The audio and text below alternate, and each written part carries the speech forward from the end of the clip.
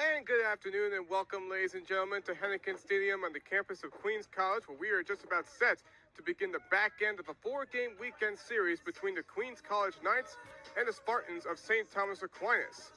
As St. Thomas Aquinas gets ready for their final 2 games of the regular season, while for Queens College still up in the air if this is going to be their final 2 games of the regular season right before we get into the ECC Baseball Championship next week. For Queens College still trying to inch in on tying their program record in single season wins, as this one's head out deep to right field, going right towards Guerrera. It is out of here!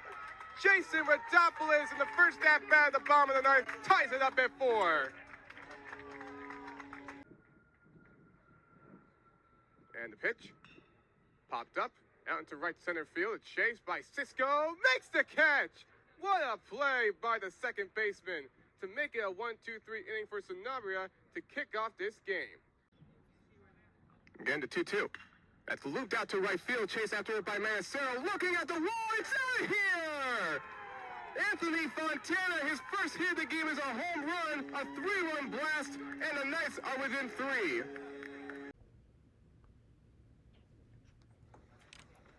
And we now head to the top of the 3rd inning here at Queens College, what could be the final regular season game for both the Knights and the Spartans.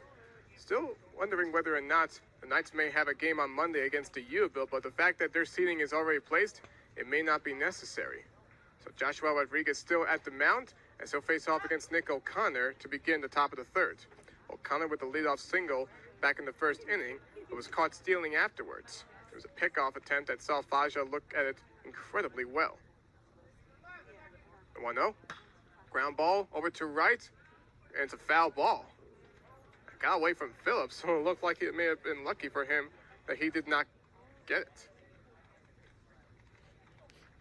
Lucky in anything that he didn't do anything with it. So while everybody else in conference play is having their final conference games of the regular season, Malloy getting a little preview of the regionals. They're facing off against Southern New Hampshire as we speak, as Rodriguez will slowly throw that one over to Phillip at first for the first out. And that's just the 2nd time today in this doubleheader that Nick O'Connor has been retired. The only other time was back in that top of the 9th against Faza, when he was the first of back-to-back groundouts to second that allowed the Knights to regain that momentum for good.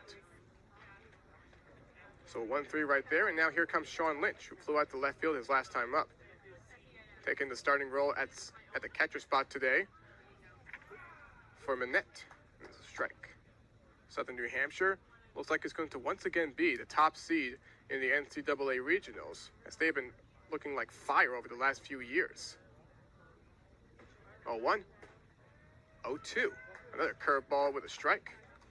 Rodriguez didn't start this season due to an injury, but ever since then, ever since he came in, he's been looking really sharp. Could be a reliable reliever once the ECC tournament comes. And a swing and a foul.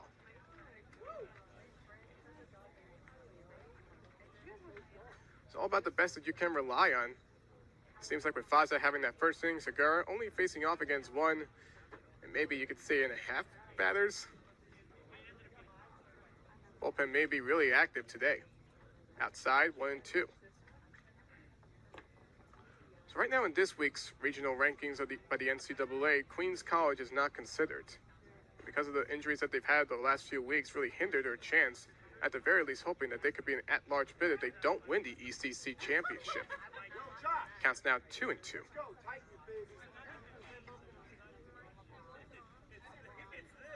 Along with them, you also got Southern Connecticut State that's been looking pretty strong. They're currently at number 2 this week. Team that lost 2 of 3 against the Knights here at Henneken Stadium. And that's ball 3. Lynch thought that was ball 4, but he misinterpreted. So now the count's all full.